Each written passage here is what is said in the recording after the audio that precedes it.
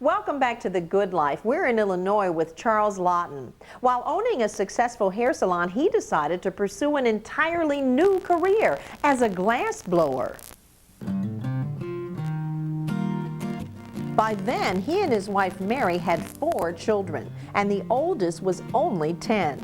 As you can imagine, Mary thought her husband had flipped. All the glass blowers that we had met, they were blowing glass and they had another job. Well, but he was going to quit his job. He was going to do this full time. And that's about the time I thought he was a little nuts. It was very frightening. The people at the salon thought I was crazy. I mean, and literally all of our friends really thought I was out on the limb. And in a way I was. But in truth, Charles had a step-by-step plan. And a big part of it was making it a way to integrate his family life with his work. Well, I built a glass shop in my backyard. We were living in Sauk Village at the time. And I spent the summer building the studio. And we fired it up. And, you know, it was just like it'd always been. A friend showed him the basics of glass blowing, and then Charles was on his own. You try this, you try that. I learned very fast. I can't explain it other than just the fact that it was like spontaneous combustion. By 1971, I'd started a line of paperweights. And after that, I started learning how to make vases. And then later on, I sold a big order to Lillian Nassau, who was a really well-known world-class glass art dealer in New York. Much to his wife's relief, Charles didn't give up his salon right away. I didn't sell the shop till '73 because I needed the finances that the shop was bringing in. I made really good money there, so if it hadn't been for the salon, I probably could have never financed myself into the glass business. Charles hired a manager for the salon so he could devote more of his time to glassmaking. And when he signed a 5-year contract with that New York art dealer, he finally felt secure enough to sell the salon and do glasswork full-time. Right from the beginning, his sons, Daniel and David, as well as John, have been part of the picture. Years later, that's still true, although the shop is no longer in the backyard. We'll find out exactly what the good life means to the entire Lawton family when we return.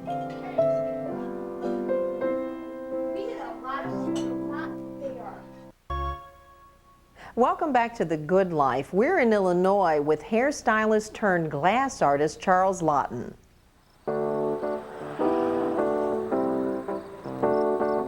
Today, Charles works out of a studio on the southern outskirts of Chicago.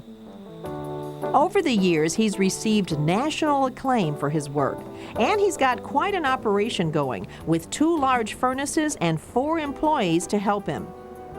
It's a far cry from the small workshop that he built in his backyard. It's not a big shop, but it's a very productive one. I make about 4 to 5 pieces a day, usually, and we work from Monday through Friday. And if we're making small pieces, we may make a few more than that. There's a lot of days, if we're making large pieces, we may only make 2 pieces a day. It depends a great deal on what size piece you're making and the complexities of it. When we visited, Charles was crafting one of his signature pieces, a multi-layered glass bowl with a floral design.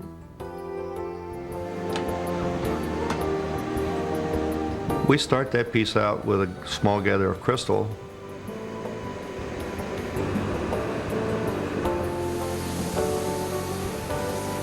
And then a gather of green.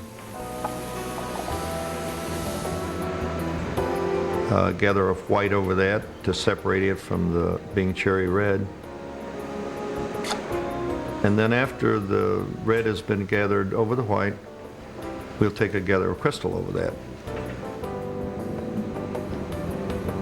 And we'll do all the floral work, the vines, the leaves, and the flowers. Once that's completed, then we gather crystal over that, encasing it like a big paperweight. If you look at it at that time, it looks like a huge paperweight. It takes a while to get the heat all the way through the piece after you've gathered that last gather. Then it's ready to be blown.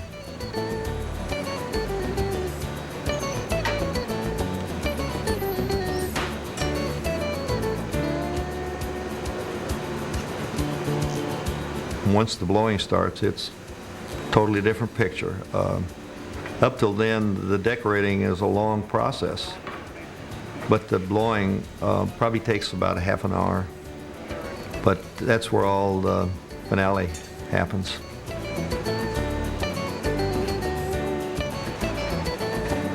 It's quite exciting.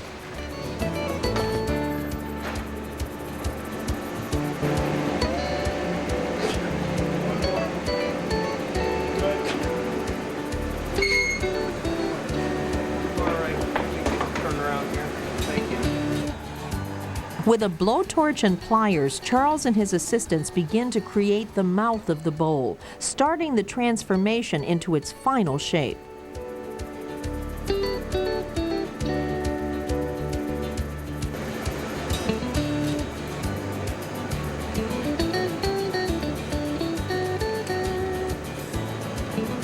Most of the large pieces that we do, all the people that work in the shop will come around right at the very climatic part of the piece to watch it come home. That's what we call it. Let's take it home. A few final touches smooth out any rough spots. And then in the final process, the bowl is placed in an annealing oven for 16 hours. There it will be heated and then gradually cooled to fix the colors and make the glass less brittle.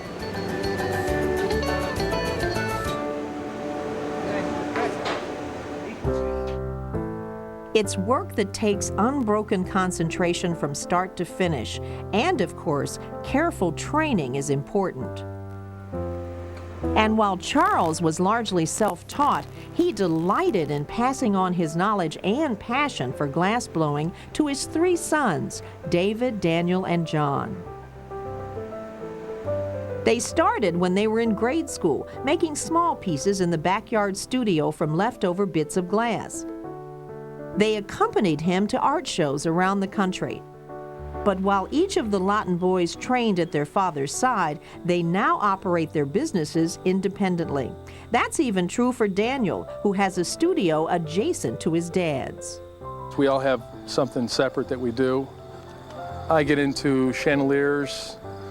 We all do something a little different, keep off each other's feet, and that way we excel at something different.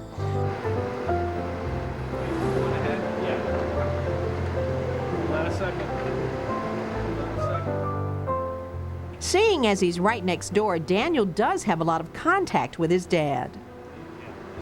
Basically, we talk sometimes around lunchtime and in between pieces. It's pretty fun having your dad around. He critiques a little bit, comes in once in a while and puts a little addition into a piece once in a while.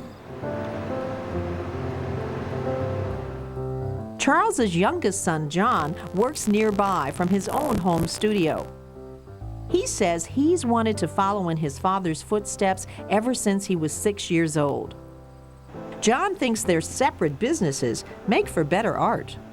It gives us more freedom to do what we want and to have access to our own materials and kind of direct the artwork the way that we want to go. If we all had to work in the same atmosphere under the same building, then one person is going to kind of pull the other person in their direction.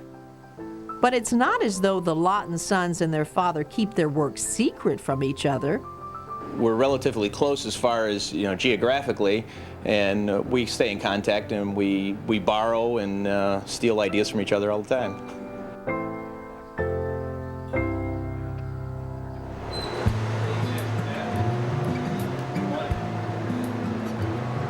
All 3 sons appreciate the many lessons they learn from being their father's apprentices. He's given all me and my brothers a whole different business than probably anybody that we've ever grown up with, and something to do that's fun. We started pretty young, so we've been around the country. Met a lot of different people. The oldest Lawton son, David, works out of a shop at his farm, some 15 miles away from the rest of the family. He's begun passing the tradition on to his son, Jeremy. David appreciates the gifts he received from his father. He's kind of driven it into me to be successful, to work hard, and to try as hard as I can. And my dad, of course, being famous and everything, it's almost impossible to come behind somebody like that and come up with something that's uniquely different than what he does. And in order for me to do that, I had to be away from them. And I assume that my sons will probably have to do that too. The brothers and their dad generally market their work separately, although there is some overlap. We work with about 120 galleries around the continent.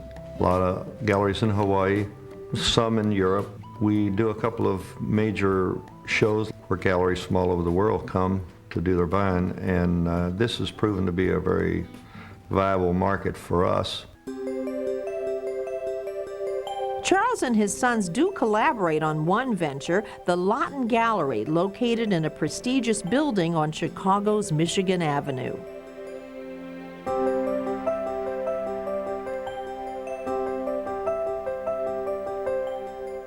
Charles's daughter Rachel has been in on the family enterprise too. She ran the office and studio gallery for a time and produced a coffee table book featuring Lawton glasswork. Although Charles could not have predicted this aspect of his life when he began, he's found the involvement of his kids very gratifying. You want for the best, but you really don't even plan it because you know your children's got minds of their own. Everyone's children does what pretty much they want to do in life.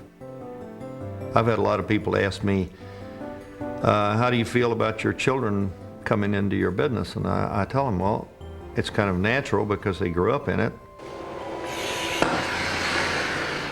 They knew that we'd done quite well in the business. It was only natural for them to realize that they could do well. I always brought my children up to believe that they could do anything I do. And, you know, just believe in yourself and do it. And that's certainly a philosophy he applied to his own radical switch from hairstylist to glass artist. But is it the good life for him? We'll find out when we return. Welcome back to The Good Life. We're in Crete, Illinois, some 20 miles south of Chicago. Glassblower Charles Lawton moved here when his new business and his new way of life really took off.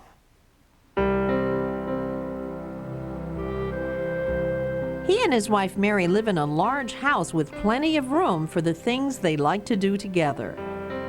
I guess you would call it a Southwest Victorian. I think that would probably describe it the best. It's stucco and beautiful. I mean, beautiful to my eye. I'm always happy when I walk in the door every night. Gardening is a major pastime for the Lawtons. And among the growing things, Charles has even managed to find a place for some glass. As you might expect, there's lots more inside.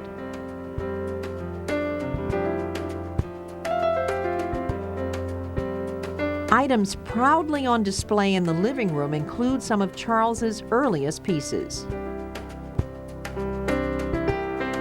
as well as grandson Jeremy's recent creations.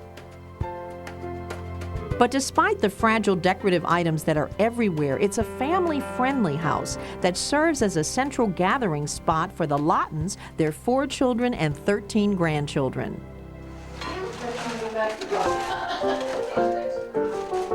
We can just all start, take a plate, and just figure out where you want to sit. It includes you guys too.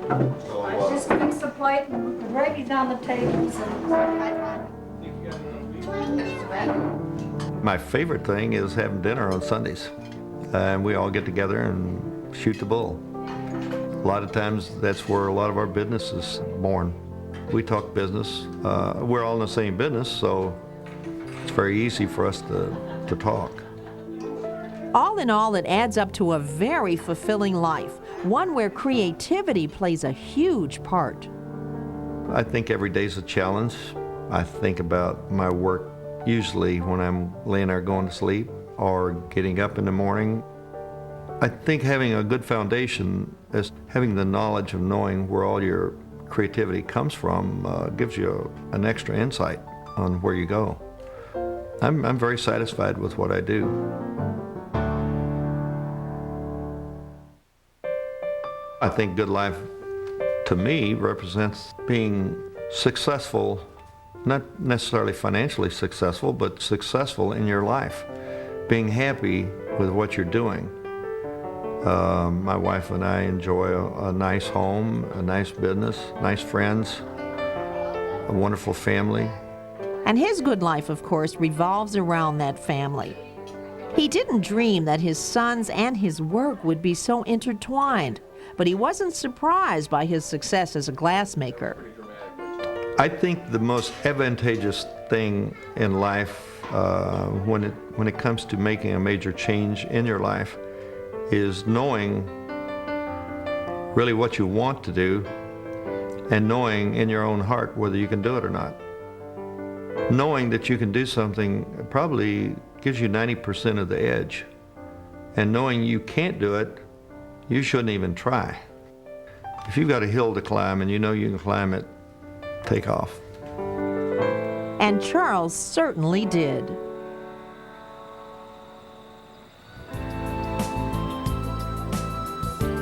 I hope you found his story interesting. Remember, his journey toward fulfillment began with a single step. Thanks for joining us. See you next time on The Good Life.